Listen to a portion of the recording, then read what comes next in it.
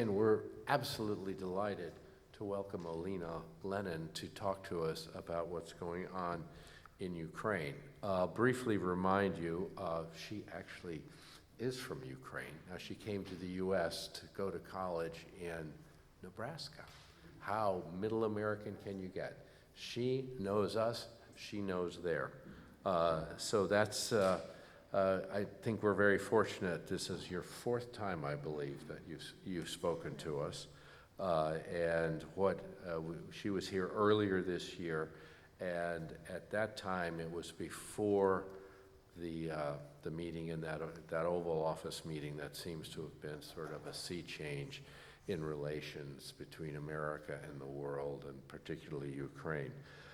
So we thought it would be very important to have Olena to come back and give us an update.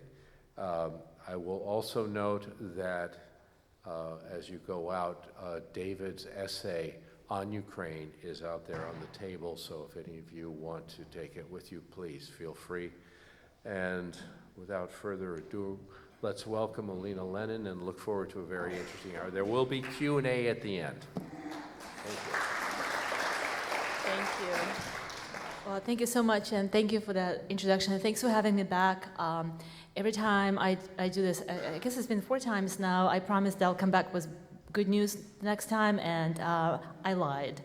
I don't have good news for you today, but I do have an interesting conversation to offer, and I do hope that this will be a conversation, as I always appreciate hearing from you, your questions and your comments, and as we were just talking, I really do hope that we can use this opportunity and create space for all of us to really, talk about things that are very different and that are new to all of us. I had a privilege I was here a little bit earlier, and I was lucky to catch some of David's sermon that I very much enjoyed. I was only worried that I had to follow him on this stage, as I don't think I can do it justice. But let me just offer some of my thoughts on one fundamental research question that I have right now is, what's going on? And a lot has changed, and we were, when we reconnected about Zelensky's visit in the White House and the fallout that happened in the U.S.-Ukraine relationship. Seemingly, that incident was only perceived as a failure of Ukrainian diplomacy in the United States, but elsewhere outside the United States, it was amazing how much Zelensky's popularity actually rose as a result of that exchange, especially in Ukraine. Even opposition parties in Ukraine rallied behind Zelensky in support of him standing his ground. But I wanted to start, before I talk about the Russia-Ukraine war and where negotiations, there have been multiple attempts at negotiating a ceasefire, and then limited ceasefire that only included energy infrastructure, and then 2 days ago there was a Black Sea deal it was a ceasefire exclusive to the Black Sea area to allow trade to resume, both for Russia and Ukraine, to be able to ship grain and fuel outside or using the Black Sea routes. So there's been multiple iterations of ceasefire negotiations that I'll discuss, and I also offer some of my thoughts on how likely any ceasefire is going to hold. But before I do that, I want to situate this conversation into kind of broader considerations of Trump's foreign policy. I think we're seeing a very different, it's not just about Russia and Ukraine and the different approaches vis-a-vis Russia in particular, but I think it warrants a bigger conversation about what to expect from Trump 2.0 and how it's going to be different from the first presidency. I think one of the things that we have seen already is that a lot of people's predictions as far as what to expect from Trump 2.0 were based on his first presidency, which is obviously logical, but there are some fundamental differences that we're seeing already. One is we're seeing a significant reduction of American commitment to international institutions writ large. Not just in terms of how they function, but even in terms of how international relationships are framed. We're seeing an increasing preference for interpersonal relations as opposed to intergovernmental and international relations. So Trump's style is increasingly one where working with individuals, like-minded individuals, is preferred over working through established channels of communication or through institutions. Personal relationships are favored over formal alliances. So I think that framework is really important because it applies in just about any situation where the type of a regime countries represent or leaders represent matters less, but the type of a leader or a person they are matters more. We're also seeing increasingly a reduction of foreign aid. As you may all know, about 85% of USAID funds were slashed, and that also includes scientific research funding, media funding, and other endeavors. Some of it is actually implicitly and explicitly motivated by undermining the Democratic Party. It's amazing, and I found it quite astonishing to hear so many references to how everything is Biden's fault. I think even Trump's foreign policy seems to be targeting liberal institutions writ large, academia, science, media. And in one of the interviews, one of Trump's cabinet members actually explicitly said that all these institutions are receiving federal money, and they are a voter base for the Democratic Party. So therefore, undermining these liberal institutions fundamentally serves the purpose of diminishing a voter base for the Democratic Party, which I thought was an interesting motivation when it comes to all things foreign policy. We're seeing an emphasis on defending southern border as opposed to increasing transatlantic security. We have seen emphasis including deployment of troops and reallocation of resources towards southern border. There's a lot more talk of military interventions against cartels in Mexico. We have also seen expansion of presidential powers, often by overstepping constitutional authority. And increasingly, the rhetoric itself, foreign policy rhetoric, has been quite expansionist. There's been a lot of references, as you'll know, about annexing Canada. There's an ongoing diplomatic fallout with Greenland.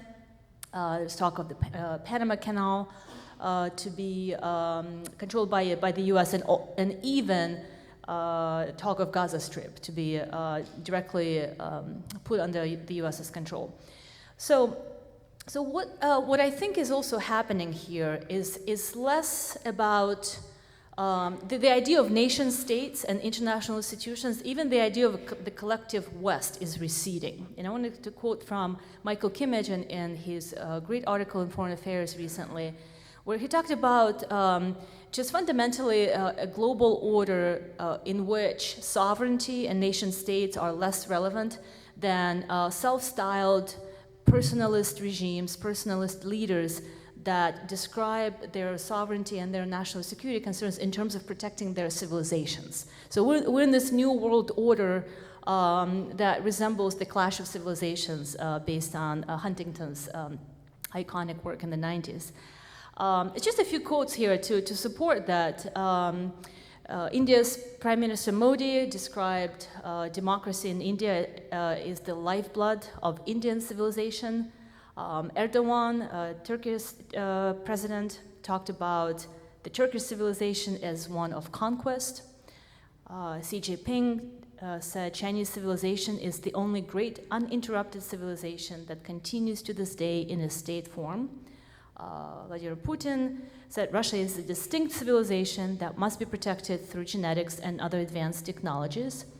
And then finally, President Trump, most recently in the State of the Union address, said, We're going to forge the freest, most advanced, most dynamic, and most dominant civilization ever to exist on the face of this earth.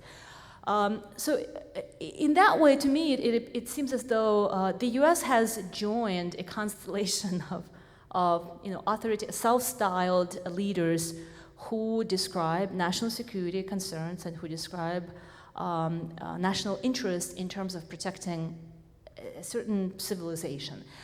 The reason I find that concerning is because it's sort of this idea that these civilizations are competing then defies borders. Where do civilizations stop?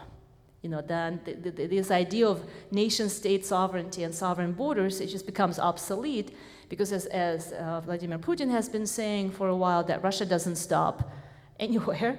Russia's borders don't stop. It's because it's the Russian civilization that has endured over centuries. So in terms of what to expect from Trump's foreign policy, and then we'll discuss more specifically the changes vis-a-vis Russia and Ukraine. One,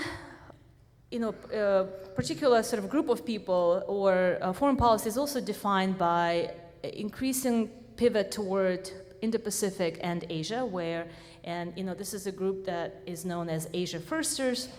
They're represented by more traditional Republicans like Marco Rubio, National Security Advisor Mike Waltz, and also Bridge Colby, who is the Undersecretary of Defense for Policy. So these individuals are very influential in Trump's administration and are quite consistently favoring reallocating resources from other theaters toward containing China or competing with China in Indo-Pacific. They also advocate for renegotiating America's global power, so they're not necessarily isolationist and extremely hawkish on China, but China is the priority. And these voices are quite dominant in Trump's administration. Another group is the term that I borrowed from Hal Brands is the foreign policy starts at home, homers. So these individuals are a lot more, I would say, idealistic, a lot more ideologically driven, more conservative leaning. J.D. Vance, Secretary of Defense Pete Hegseth, and the Director of National Intelligence Tulsi Gabbard, who've been on record fighting a war on DEI. They're extremely anti-foreign aid and very friendly toward Russia. So this is more of an isolationist group, and they're extremely influential as well. And then finally, I think the group that has gained prominence relative to Trump 1.0 are the MAGA hardliners that are increasingly and very anti-immigrant, in favor of territorial expansion, in favor of resuming fossil fuels and kind of moving away from green energy and very much against foreign aid. And then on top of that, I think we would be remiss if we didn't consider and discuss just how different things are given the Musk factor. And I think that there's Elon Musk as a person and Elon Musk as a phenomenon. And I think Elon Musk is a phenomenon, an unelected billionaire who has an immense influence on policy. So much so, not just in terms of his views of geopolitics and his views of domestic politics, but also he has very, very direct control over one particular critical capability as Starlinks that the Ukrainian military and the Ukrainian civilians rely on. It really is a survival capability for Ukrainians to use Starlinks in military targeting, but also in their communication needs on the ground. So Elon Musk's ability to control internet access in that entire theater of military operations, but also in that region, is a lot of power, that vested in one individual. But we're seeing that this new tech oligarchy has been increasingly influential in the Trump administration. I don't have to tell you, what has happened, all the changes with Doge. But in terms of foreign policy, kind of to keep the focus on foreign policy, one way in which Elon Musk has become prominent is that he's been quite vocal in supporting far-right parties in Europe. And the picture here is Elon Musk appearing at the AfD rally in Alternative for Deutschland, which is a far-right party in Germany that has actually gained a lot more seats in the most recent election. Well, one interesting parallel with AfD in Germany is that a lot of the language that they've been using recently mimics the anti-immigrant language in the U.S. Like they're also beginning to talk about deportations.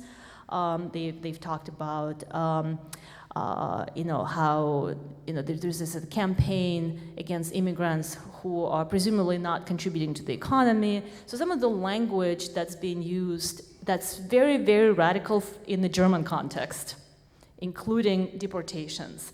That seems to be directly sort of mirroring and matching the rhetoric here in the United States. All right, so kind of changing gears a little bit toward what we have seen so far in terms of what we should expect from Trump's approach to ending the war in Ukraine, as was one of his campaign promises. So in the last 2 months, I think we have enough information now to sort of make some initial assessments as far as how the peace in Ukraine will be achieved.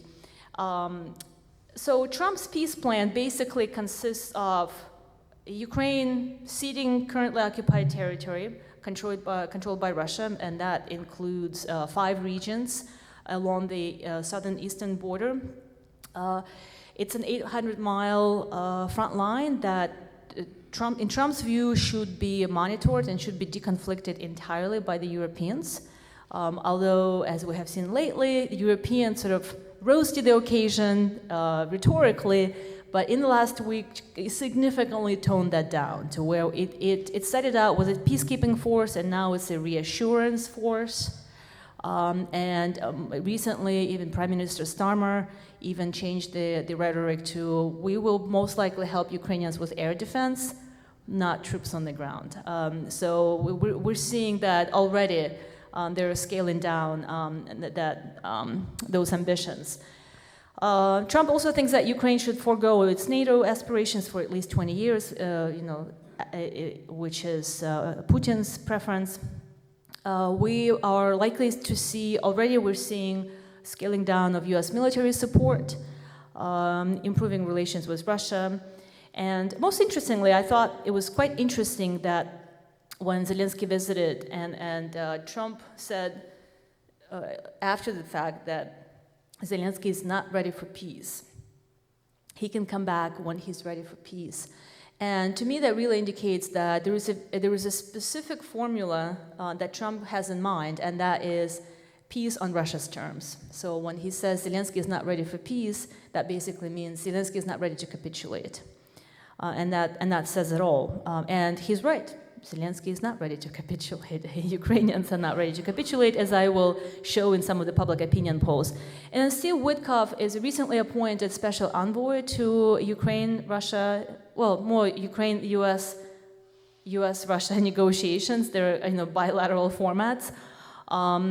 In his recent interview with Tucker Carlson, he said, I think it was enormously gracious for him, Putin, to accept me. And I need to acknowledge that. He went and met with Putin in Kremlin to get, basically to get a brief on the war. Putin told him his version of the war, and Steve Witkoff came back fully informed about what needs to be done. And he repeated some of the same, again, almost word for word for what we heard from Putin, that it's Ukraine is not ready for peace, that Ukraine has been sort of a belligerent in this war, and Ukrainians are warmongers, basically. He also said Putin's got a huge respect for President Trump, and you saw what happened in the Oval Office with Zelensky and the president. Disrespecting him is not a healthy way to have a good relationship. So the way leaders of other countries are assessed in Trump's eyes it's very much a narcissist view of the world is divided into two kinds of people. In conversations with a narcissist, you can be either an ego boost or ego bust. There's the expectation that you will praise Trump and respect him, or if you're not doing that, then you're disrespectful. There's no equality, and there's no exchange. People are fundamentally viewed as, leaders are viewed as, again, boosting one's ego or busting it. And it's very interesting that Steve Witkoff said it exactly in those terms, that President Zelensky fell out of favor because he dared to show disrespect. And President Putin is back in favor because he obviously respects Trump. And that's how our foreign policy is shaped currently. So the way I see this approach is basically fundamentally, if you strip nuance from it, and the back and forth negotiations sort of demanding that Ukraine should cede territories and accept the ceasefire on Russia's terms, fundamentally the formula is this. The MAGA approach currently is weaken the victim, strengthen the aggressor, and that will create enough of a disbalance and inequality between the two parties to where the victim will be forced to surrender. So that's the approach. Put pressure on the victim and then maximize or enable the aggressor, and then the victim will surrender. I think a better formula to, if we were interested in long-term ceasefire, or if we were interested in some sort of a sustainable peace, and I'm not even peace, some way of deconflicting or the situation, then I think a more effective formula could be strengthen the victim, weaken the aggressor, create incentives for cooperation by leveraging power that we have against the aggressor, create more equal negotiating positions. So the idea, to create a sustainable peace, Russia's and Ukraine's positions need to be equalized. And only in that case, Russia will have incentives to actually comply with the ceasefire. And I think the United States has enough economic and military power to leverage against Russia to actually bring Russia to a negotiating table where Russia would have incentives to cooperate. Currently, Russia has zero incentives to cooperate. I don't even think that Putin should be blamed. Well, he should be blamed. But I think any leader in this predicament would have probably behaved the same way, because there's no pressure on Putin to accept any concessions or to make any concessions. So far, what we have seen is several iterations with Ukraine and the U.S. teams, and then the U.S. and Russia teams meeting and negotiating a ceasefire.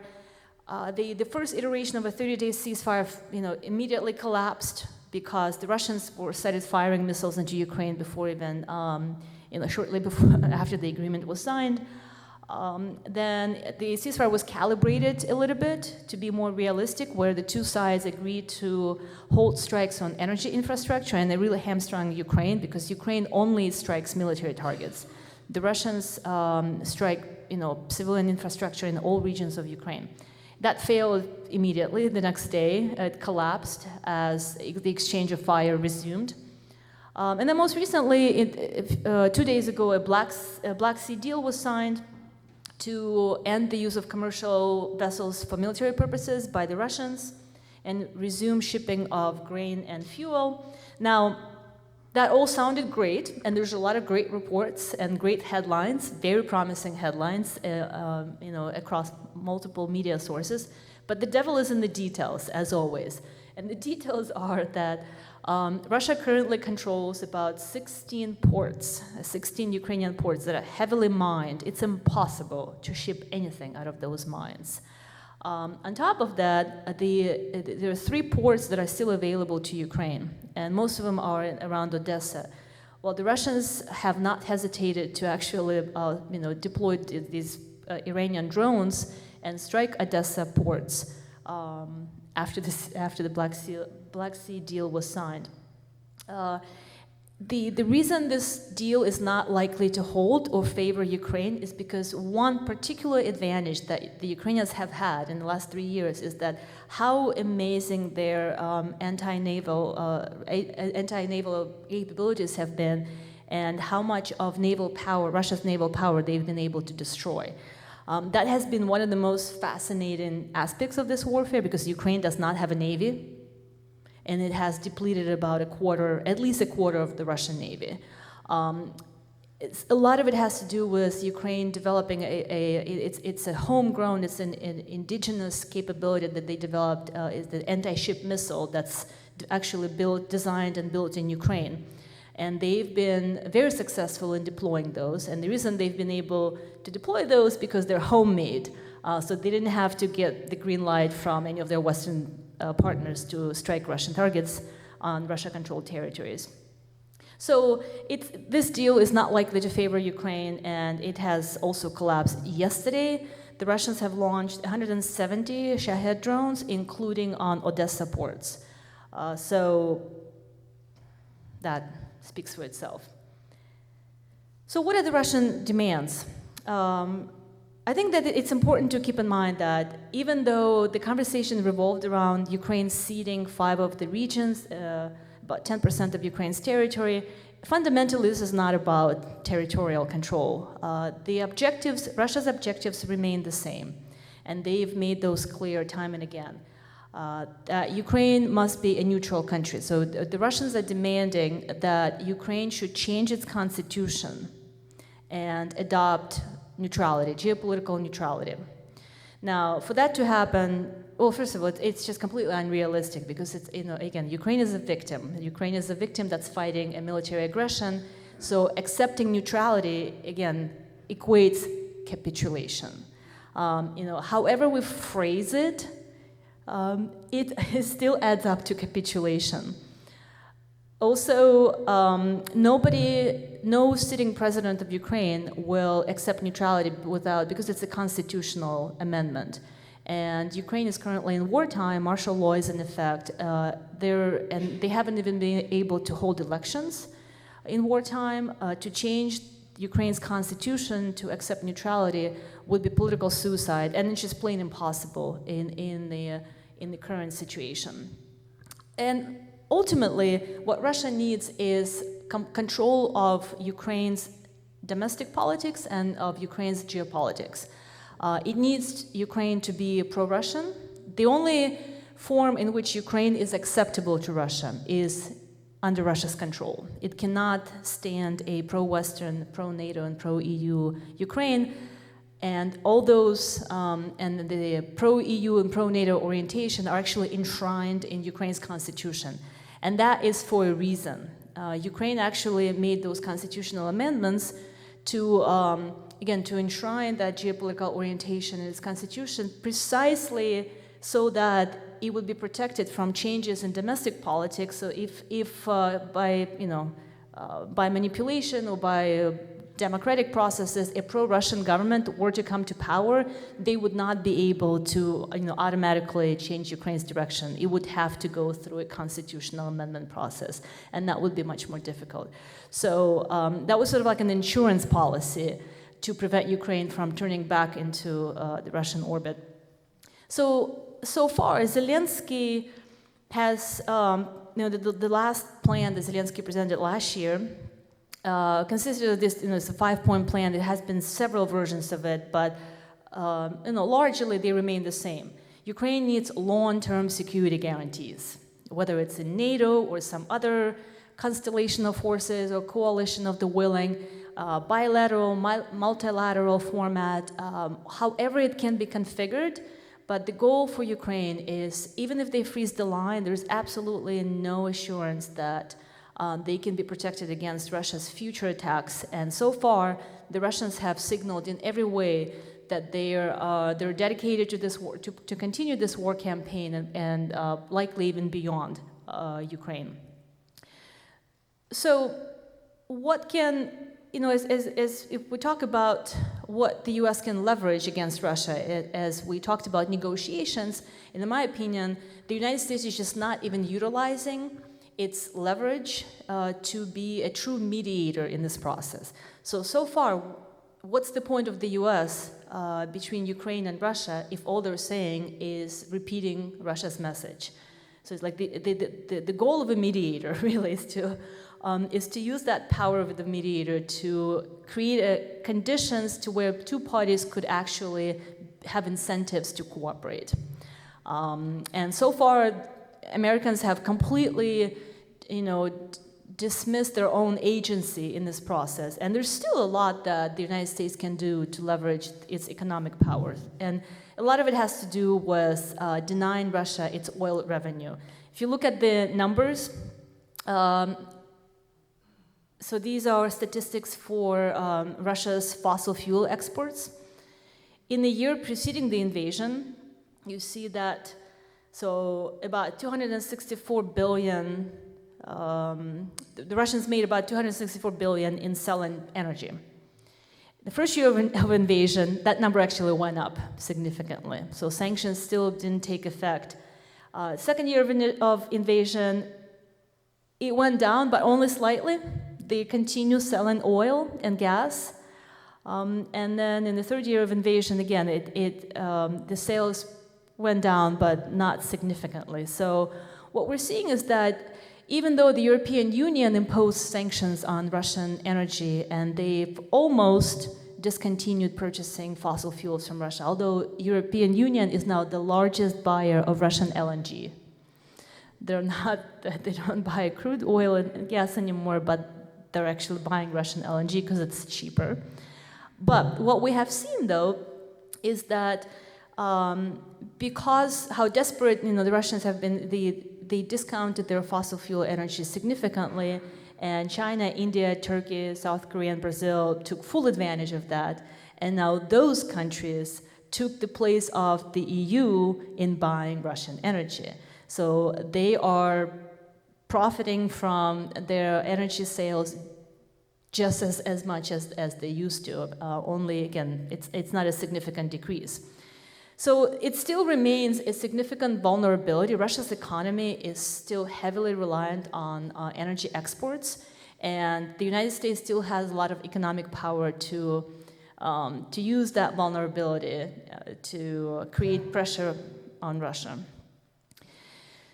So as far as what's in it for the United States and whether the European Union can replace the United States in being the security guarantor for Ukraine, if we were to prepare for America's eventual withdrawal, right? And this is what we're facing. This is the predicament that we're facing right now, that the European Union has to rise to the occasion and be prepared to fill that void that Americans are likely to leave behind. Then you'll see that the US and the European Union states and institutions have contributed about an equal amount of aid. The United States has provided the most military aid, but the European Union has potential to match that. They don't have time, though. They have the potential to increase their defense, to expand their defense industrial base. They have, all the European nations, most of them have actually increased their defense spending beyond 2%. But it's a race against time. Whether they have time to do so quickly remains to be seen. And we're afraid that given Russia's advances on the battlefield now, they're taking full advantage of the current uncertainty that America's withdrawal has created, and they're actually continuing to gain territorial advantage on the ground. If, in terms of how much the rhetoric in the Trump administration has been that Ukraine has basically taken handouts, and you've heard these messages that now Ukraine owes. Trump's idea of getting that money back is by controlling Ukraine's minerals. So we'll see how that plays out. I wouldn't put a lot of stock in America's ability to just extract Ukraine's minerals, because that would require a lot of years of building that infrastructure under airstrikes. I think the first thing that would need to happen is Ukraine's air has to be completely protected for any mineral extraction to even be possible there. But the question on everybody's minds now is that the fact that the United States has given so much aid to Ukraine has reduced its own preparedness for higher priority theaters like Indo-Pacific. And that is fundamentally not true if you look at the facts, because most of the military aid that the U.S. has given to Ukraine came out of its stockpiles that we already had, and they didn't necessarily deplete or didn't put a significant dent in our military preparedness. And on top of that, one estimate had it that 90% of the $68 billion given since 2022, since the large-scale invasion, in one way or the other, actually landed back in American pockets, either by reimbursing American employees, military trainers, various civil contractors that provided humanitarian aid, training, all kinds of other assistance that was actually, again, went back to American taxpayers. Or that money also landed in contracts for the purchase of American weapons that the Europeans have placed. The Europeans have actually placed a significantly larger number of contracts with the US defense industry to replenish their own stockpiles. Again, America's defense industry is the main beneficiary of all of these changes. On top of that, the war in Ukraine has just fundamentally been a catalyst of long overdue military reform here in the United States, in terms of just having that sense of urgency in improving our own defense industrial production, ammunition production, and also improving capabilities for a land war. In the last 20 or so years, the United States sort of deprioritized conventional wars and prioritized other areas, cyber, AI, and those are all very important. But one thing that the Russia-Ukraine war taught us is that conventional wars are not obsolete. Land warfare is not obsolete, and the U.S. should be more prepared to help allies and also to be prepared to be engaged in that type of war. In short, if we were to consider the bang for the buck, then the U.S. has definitely benefited from all the aid it has given to Ukraine. The last estimate that Secretary of Defense Austin gave as he departed his position in January 2025 was that Ukraine has effectively destroyed 2/3 of Russia's military resources, which, and Russia is one of America's top geopolitical rivals. So the fact that Ukraine has single-handedly, without the involvement of any other uniformed personnel of any other militaries, has depleted 2/3 of Russia's combat power, I think is a pretty good return on investment, if you ask me. But also a lot of experts agree on that. So why will Russia's threat not necessarily go away? And again, going back to what's in it for the U.S.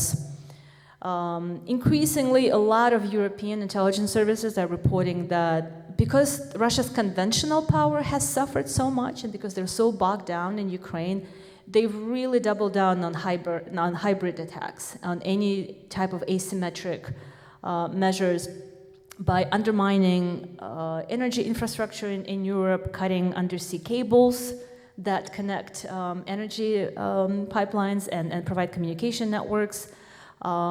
We have seen Mark Rutte in the beginning of the year reported that the collective assessment of various intelligence services have put it that hybrid attacks in Europe have intensified significantly. They're seeing a lot more sabotage, a lot more influence operations, spy rings, and so on. So I was just in Bulgaria, and so I included that because as I was traveling to Bulgaria, news broke of one of the largest spy rings ever orchestrated by Russia in the UK that involved assassinations and targeting journalists, poisoning, various funding far-right parties, but a lot of the members of that spy ring were Bulgarian.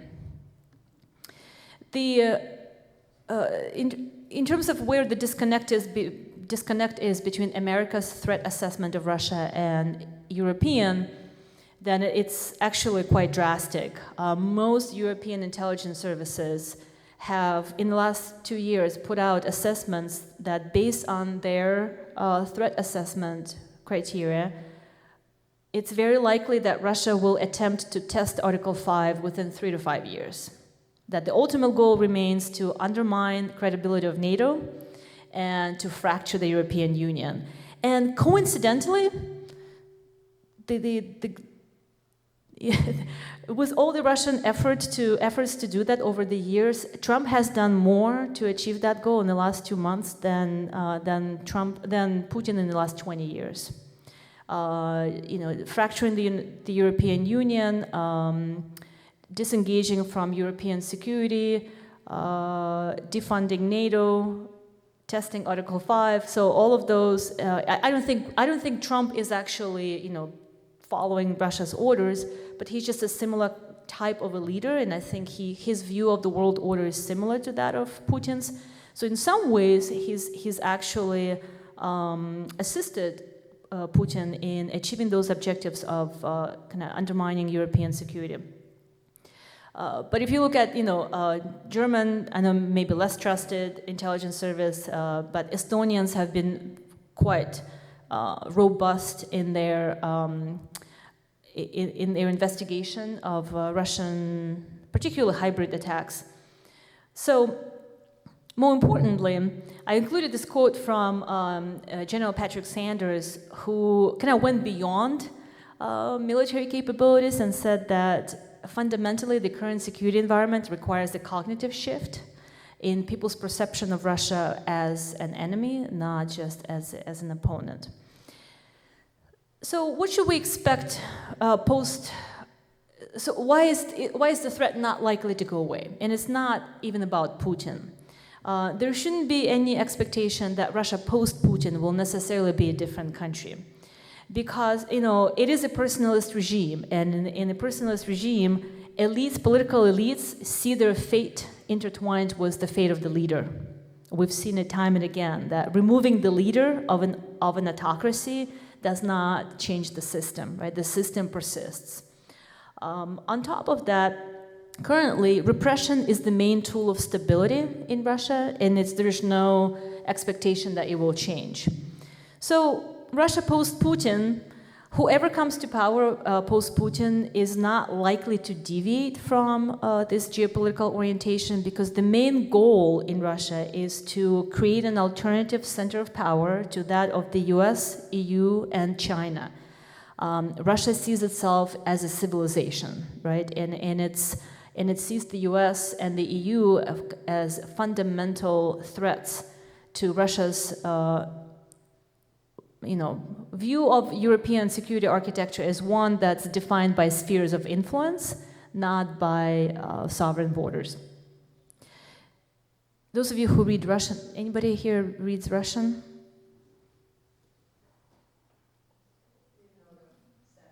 No? So that poster there says "stabiliность," means stability. This is a Ukrainian drone attack on Russian oil facility. I just thought it was a good picture. So, can Europeans fill the American shoes? Can they go it alone? There's appetite for that. I was just in Europe, and one thing that just struck me immediately is, well, first of all, how poorly received Americans are. Traveling with an American passport all of a sudden invites a lot of hostility, and I don't blame them. Also, a lot of questions why people are offering help. They're saying, are you guys okay? Do you? So there's a lot of questions why, what's happening. But also, there's appetite, and the Europeans are clear-eyed about the fact that they need to step up, but it doesn't mean that they're ready. Because even if, let's say, some sort of a reassurance force, a peacekeeping force, stabilization force was possible in Ukraine, that would consist of, most likely it would be UK-led or France-led, but it would be impossible to execute that. Nobody would commit troops to Ukraine without any backstop guarantees from the US. The only way the Europeans would even consider putting boots on the ground is if they had America's insurance that they could potentially prop them up. And that includes anything from logistics to nuclear deterrence to standby forces, to air defense and long-range capabilities. So even if Americans are not directly involved, the Europeans still need a lot of enablers from the United States, and they would not risk putting their forces in harm's way without America underwriting that. So, again, not quite there. The strategic autonomy in Europe is just not possible at this point, because already the Russians are producing way more ammunition. Ukraine needs about 1 million pieces of ammunition on an annual basis to just hold the line. If there was any expectation that Ukraine could potentially regain its territories, then they would need a lot more artillery ammunition than the Allies can even make, let alone have available for them. The Russians have signaled very strongly their economy is in wartime production. They've reconstituted their forces, recalibrated their industrial base, and they're producing at scale and at speed that's necessary to maintain this military campaign, but also to prepare for potential, as a lot of intelligence services assessed. The expectation, the worry in Europe is that the Russians will be testing Article 5. They need Article 5 to be on record, as a not a security provider to Europe, and the only way to do it is to test it. And it's not, hypothetically, it wouldn't be hard for Russia to test Article 5. They could launch some sort of a cross-border commotion in Estonia, for example. Estonia is a NATO member. Will NATO come to Estonia's defense? We don't know, but that is precisely the response that Russia will test. And then it will be historic fact how Article 5 was invoked or not. On top of that, certain capabilities are not even produced in Europe. The Europeans need America's air defense, HIMARS, long-range capabilities that are only made in the US. So there is no way they can disconnect from US's support. So where are Ukrainians at with all of this? Was this anticipation that Ukrainians should accept the ceasefire, that they need to capitulate, and they're exhausted. I think I don't need to tell you just how exhausted everybody is in Ukraine, and they're significantly outgunned and outnumbered by the Russians. Mobilization is very hard to execute now in Ukraine, given massive losses of personnel. But on top of that, even on outside the front lines, in terms of the damage that has been done, the humanitarian toll and the toll that it has taken on civilians, it is at World War II levels already. This is a war that has fundamentally, touched every single family in Ukraine. So we're talking about intergenerational trauma that's going to persist through generations. Everything that's produced in Ukraine right now, literature, art, music, films are defined by the war, by people's war experiences. So these are the works that future Ukrainian generations are going to be studying. Children are going to be studying in schools. Ukraine as a society, as a nation, has been permanently changed. And again, we're looking at a historical legacy that's no less than World War II level of trauma. Already, the most recent estimates is that 9 in 10 Ukrainians report direct experience with the war, either via bombing and shelling, separation from family members, death or illness related to war, and then 84% experience violence in some form just in the last year, physical injury, displacement, loss of family members, or witnessing attacks. That gives you an idea of, again, the scale of trauma. That said, you would expect that there would be a lot more appetite in Ukraine to accept any kind of ceasefire at any cost, and yet we're actually not seeing that readiness at that level.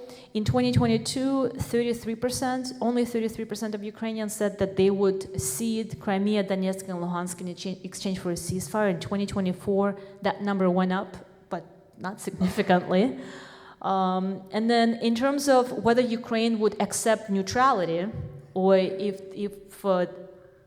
Ukrainians think that political autonomy at any cost is still better than accepting Russia's neutrality. In 2022, 81% of Ukrainians said that Ukraine's political autonomy is the most important thing, and they will fight for it at any, no matter the cost.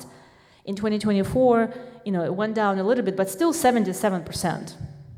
That's still, an overwhelming majority of Ukrainians. And also, if you look at just the evolution of Ukrainian nationhood, again, it's just a completely different society and a completely different nation. And a lot of it is obviously, a lot of that change is directly attributed to Russia's aggression. In 2006, only 31% of Ukrainians said that their primary identity is Ukraine. Ukrainians used to be defined more so by regional identities, which it's a large country. In 2024, over 50%, since actually 2022, if you look, see the change happened in 2023 when more than 50% of Ukrainians started reporting Ukraine as their primary identity, not their region.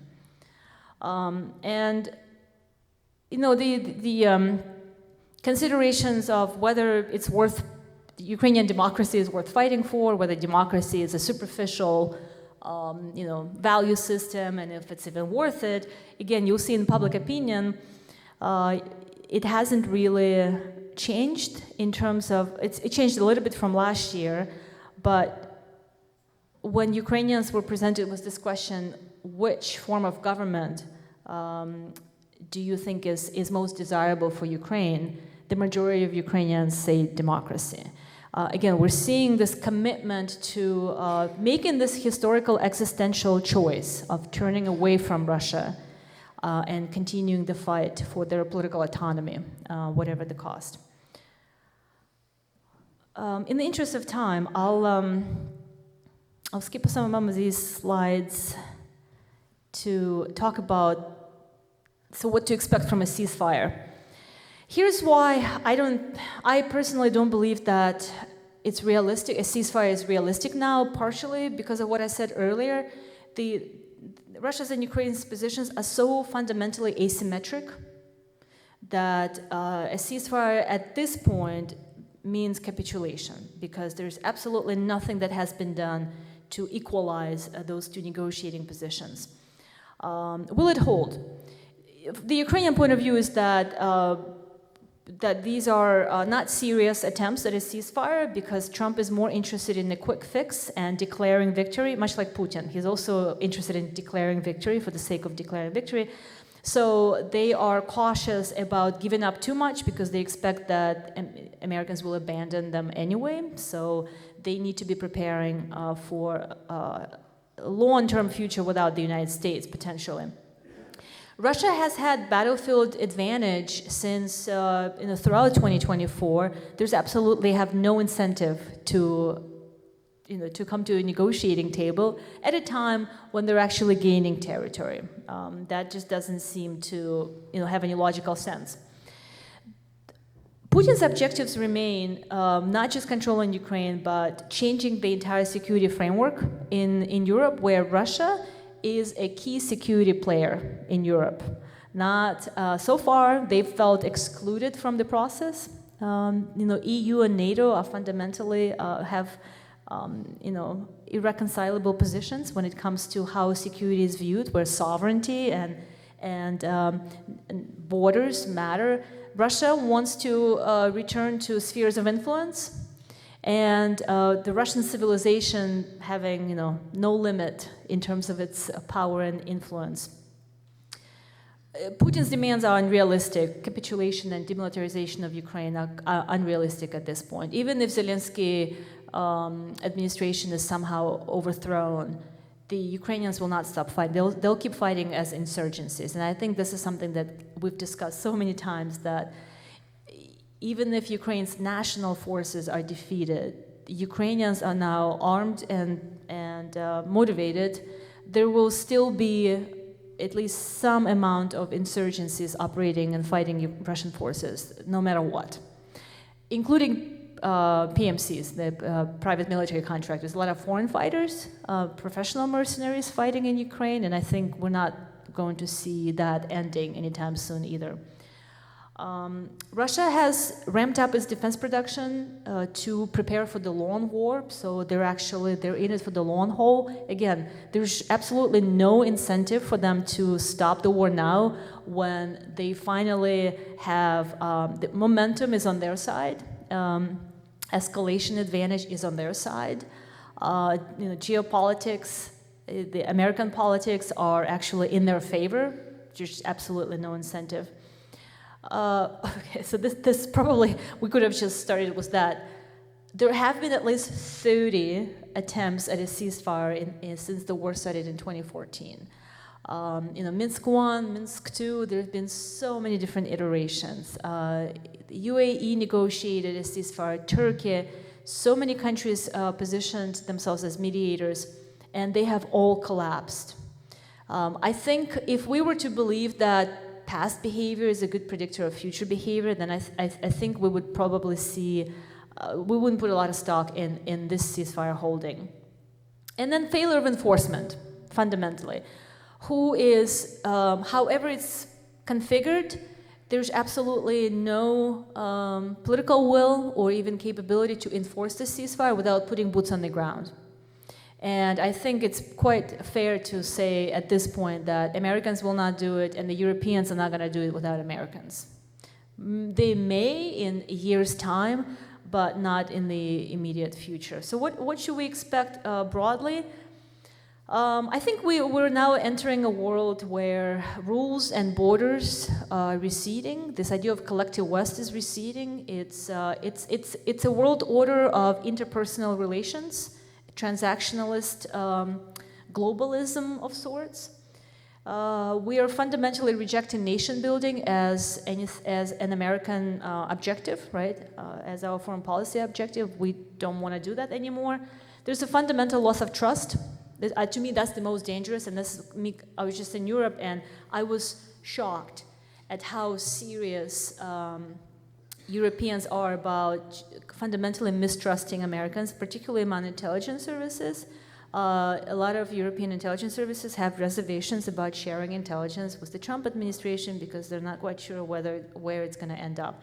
And we can talk about the Signal group, chat group debacle because we can. But that's just one example of kind of the trust that people have in competence. And I think we're beginning to see the results of loyalty over competence. It's something that, in my teaching, I often use Russia as an example of where this particular military campaign was hugely, massively miscalculated because the system, Russia's top leaders, military leaders, have been selected based on loyalty, not competence, but I think we're seeing the same pattern in the United States now, where the cost of loyalty over competence. We're going to see the intensification of great power competition. Medium to small-sized countries don't matter. In his interview with Steve Witkoff, in the interview with Tucker Carlson, they actually used this language. Tucker Carlson was appalled that a leader of a small country, insignificant country, was so disrespectful of Trump. But to me, it was interesting that the conversation was framed in terms of the size of a country that a leader represented, not the nature of the war or any other rational considerations. It was entirely Zelensky comes from an insignificant country, therefore he's delegated to or relegated to a different status. We're seeing the return of spheres of influence in which the United States is actually fully participating in this type of creating this world order in which spheres of influence dominate rules and institutions. And we'll also see more trade wars, as I'm sure you know. I will end there on this sort of prognosis, and very much looking forward to your questions and comments. Thank you.